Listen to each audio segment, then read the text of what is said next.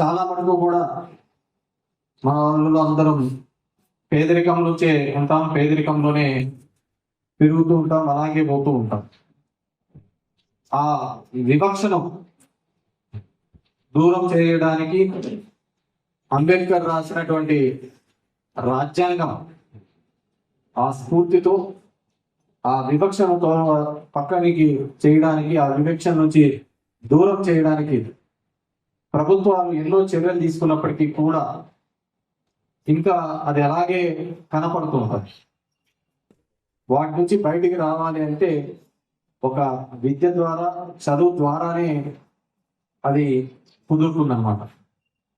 ఈరోజు చూస్తున్నాం, ఈరోజు రాజకీయాలు ఏ విధంగా జరుగుతున్నాయి. కులం, మతం అనే వివక్ష మీద దూరం చేస్తూ మనల్ని ఒకదానికి సంబంధించిన వానికి కాదు అనే పద్ధతిలో చూస్తున్నాం. ఎన్నో మన చూసాం, అన్ని చోట్ల ఏ విధంగా మాట్లాడుతున్నారు, ఏ విధంగా జరుగుతున్న వివక్షకు గురవుతున్నాం అనేది చూస్తున్నాం. వాటి నుంచి మనం బయటికి రావాలంటే ఖచ్చితంగా ఒక చదువు అనేది ఇంపార్టెంట్. కాబట్టి మీరందరూ కూడా, కంపెనీకి ఉన్న వాళ్ళందరూ కూడా ముఖ్యంగా మీరు చేయాల్సింది ఏంటంటే పల్లెలలో కావచ్చు, పట్టణాల్లో కావచ్చు, ఎక్కడైనా కానీ కమ్యూనిటీలో ఉన్న వాళ్ళు చదువు మానేయకుండా ఉండేటట్టు చూసుకోవాలి. మొదట వాళ్ళు కన్నా చదువుకొని ముందుకు వస్తే ఆటోమేటిక్గా రిజర్వేషన్స్ లో ఇంకో విధంగానో ముందుకు అప్పుడే ఉంటుంది. ఆ విధంగా ఒక్కటే మనం ఈ సొసైటీలో ముందుగా ఉండి ఖచ్చితంగా దేశాభివృద్ధికి, మన నియోజకవర్గ అభివృద్ధికి అన్నిటికీ కూడా ఉపయోగకరంగా ఉంటుంది. ఎందుకంటే రిజర్వేషన్ అంటే చాలా మంది అది ఇట్లా అంటూ ఉంటారు. ఎందుకు వచ్చినాయి రిజర్వేషన్? ఈ అసమానతలను దూరం చేయడానికి వచ్చినాయి. అది కేవలం అంబేద్కర్ రాసినది మనం అందరం చూస్తూ ఉంటాం. మామూలుగా అంబేద్కర్ జయంతి అంటే కేవలం ఎస్సీలు వీళ్ళు పోయి, ఎస్టీలు పోయి దండ వేస్తూ వస్తుంటాం. అది కేవలం వాళ్ళ కోసం కాదు. అంబేద్కర్ చేసినటువంటి రాజ్యాంగం ఈరోజు ప్రతి ఒక్కరికి, ఈ భారతదేశంలో ఉన్న ప్రతి ఒక్క పౌరునికి అది వర్తిస్తారు.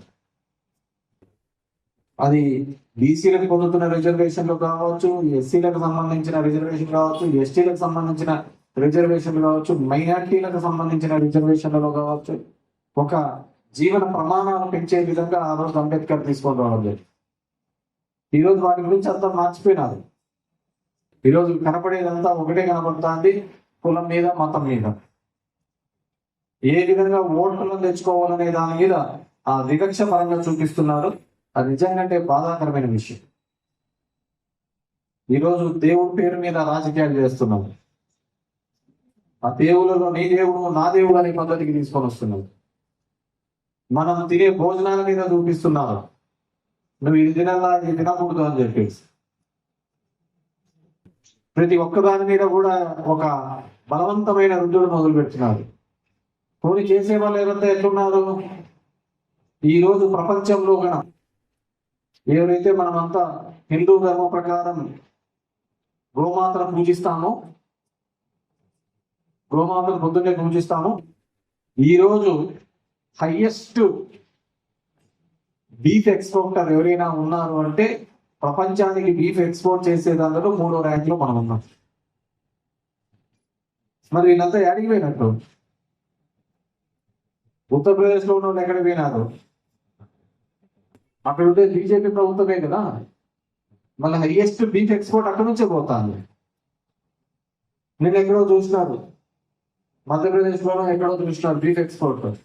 గడ్కరీకి సంబంధించిన కంపెనీ, మెయిన్ కంపెనీ దాని నుంచి బీఫ్ ఎక్స్పోర్ట్.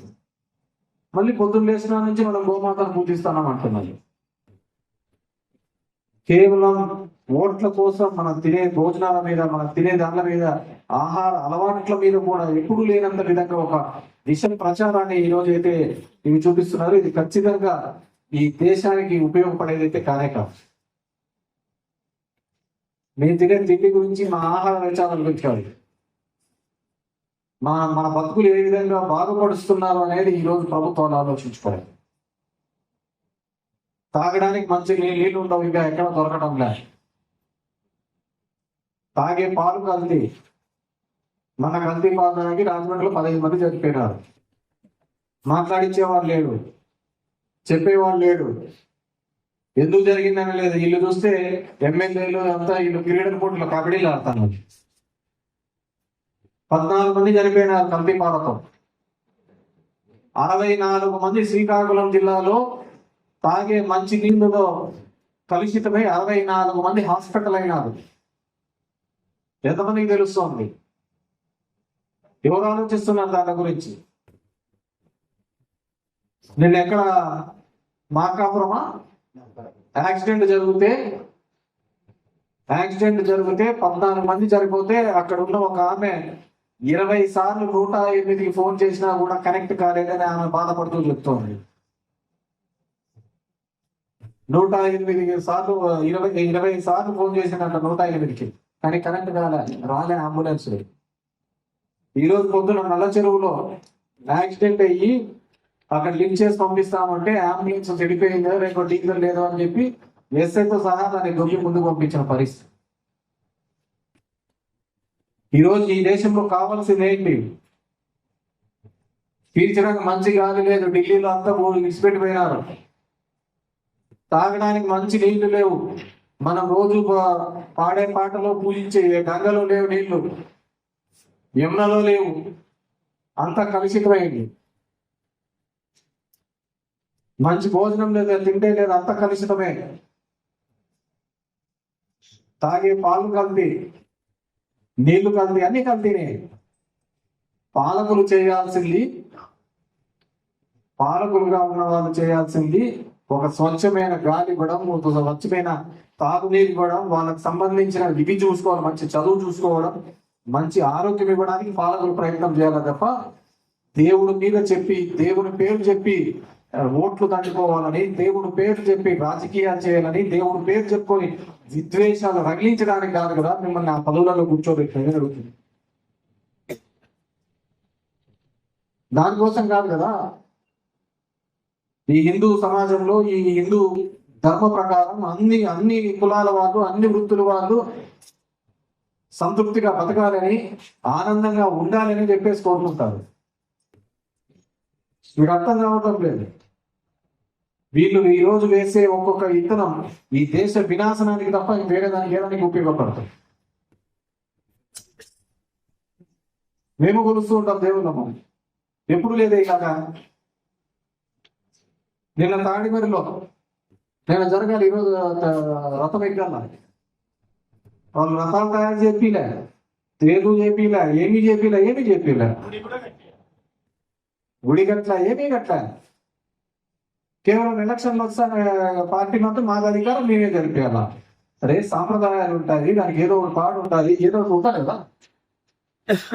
అవసరం లేదు పెద్ద పెద్ద నామాలు ఇక్కడ రావడం, మేమే దానికి అంతా అని చెప్పేసి. ఈ రోజు కదా ఇవన్నీ జరుగుతుండేది. ఇంతకుముందు ఎప్పుడు లేదు ఇలాంటివి. ఈ విద్వేషాలు ఎప్పుడు లేదు. కాబట్టి ఖచ్చితంగా ప్రతి ఒక్కరికి కూడా వైఎస్ఆర్ కాంగ్రెస్ పార్టీ అండగా నిలబడతాది, తోడుగా సాయం చేస్తుంది అని చెప్పేసి ఈ సందర్భంగా తెలియజేసుకుంటూ, ఇలా మతం మీద కానీ కులం మీద కానీ రాజకీయం చేసే వాళ్ళందరినీ కూడా దూరం పెట్టాలని చెప్పుకుంటారు. కానీ ఎస్సీ కులంలో పుట్టాలని కోరుకుంటారు అని చెప్పేసి అంటారు. ఎవరు ఏ కులంలో పెట్టాలి, ఎవరు ఏ మతంలో పుట్టాలి అని చెప్పేసి నీకు నాకు తెలియదు ఆ విధి. కానీ నువ్వు ఏ కులంలో పుట్టాలి,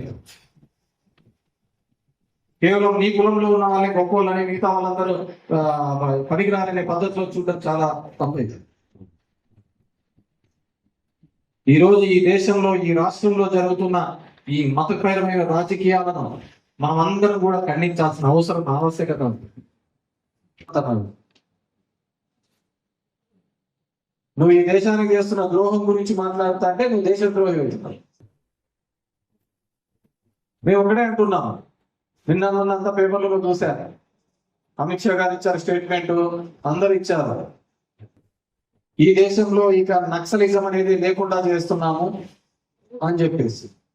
ఇంకోటి నక్సలైట్లను కానీ ఇలాంటి వాళ్ళను కానీ ఎవరే కానీ ఉండాలని కానీ సంఘ విద్రోహ శక్తులు కానీ ఎవరు కానీ ఉండాలని కోరుకోరు.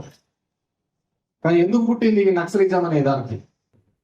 వీడు కూడా చూడాలి కదా. నేను ఎక్కడ అమిత్ షా చెప్తున్నాడు గద్దర్ లాంటి వాళ్ళతో వీళ్ళందరూ కలిసి పనిచేసినారు అని చెప్పేసి. వీళ్ళందరూ జనజీవన సేవకులు వచ్చినారు కదా. వీళ్ళందరూ మొత్తం చెప్పినారు మేము కూర్చొని మాట్లాడుకుందాము అని చెప్పినాము. ఒక డిస్కషన్ చేస్తామంటే ఒప్పుకోలే కేంద్ర ప్రభుత్వం. చర్చలకు వస్తామంటే ఒప్పుకోలే. లేదు మీకు మిమ్మల్ని ఇచ్చేలేదు సమూట పోతామన్నారు. మరి పాకిస్తాన్ ఎందుకు వదిలిపెట్టినారు? ఈ భారతదేశంలో ఉన్న పౌరులు కొంతమంది సిద్ధాంతాలు వ్యతిరేకించి ప్రభుత్వానికి వ్యతిరేకంగా తిరుగుబాటు చేసి అది నక్సలిజం గాను ఇంకో విధంగానో మావోయిజం గాను వెళ్ళి సరే ఈ రోజు ప్రభుత్వంతో మేము చర్చలకు సిద్ధం ఉన్నప్పుడు మేము చర్చలకు సిద్ధం లేము అని అందరినీ చంపిన ప్రభుత్వాలు అటు పక్కన పాకిస్తాన్ లాంటివి దాడులు చేసి ఎంతో మందిని చంపితే వాటి మీద ఎటువంటి చేయలేదు. మన ఢిల్లీలో జరిగింది దాని గురించి ఎవరు మాట్లాడిన దాఖలే లేదు. ఎందుకు? ఆపరేషన్ సింధూర్ తర్వాత ఢిల్లీలో జరిగింది,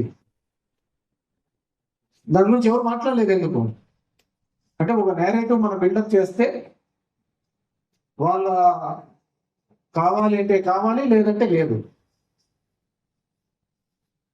ఎందుకంటే చాలా ఇబ్బందికరమైన పరిస్థితులలో ఈ దేశంలో ముందుకు పోతోంది. ఖచ్చితంగా ప్రతి పౌరుడు కూడా ఈ దేశం కోసం, ఈ రాష్ట్రం కోసం, మన ఊరి కోసం మనం అందరం కూడా ఫైట్ చేయాల్సిన ఆవశ్యకత ఉంది. ఎందుకంటే ముఖ్యంగా యువత కోరుకుంటున్నాను. అలా లేకపోతే నాది కాదు కదా ఈ సమస్య అని పోతే అది తిరిగి మళ్ళీ ఏదో ఒక రోజు నీ ఇంటికి వచ్చినప్పుడు నీ పక్కింటోడు కూడా నాది కాదు కదా అంటాను. ఈరోజు ఆ విధంగా తయారవుతున్నారు. కాబట్టి ఈరోజు ఇక్కడికి వచ్చినటువంటి నరసింహుడికి, వారి మిత్ర బృందానికి, వారికి సంబంధించిన వారందరికీ కూడా మరొకసారి పేరున ధన్యవాదాలు తెలియజేసుకుంటూ I wish all the best. ఎందుకంటే YSR Congress party is the only party సామాజిక న్యాయం అనే ఒక అంశం మీద, సోషల్ ఇంజనీరింగ్ అనే ఒక అంశం మీద ముందుకు పోయిన పార్టీ ఏదైనా ఉంది అంటే అది కేవలం వైఎస్ఆర్ కాంగ్రెస్ పార్టీ.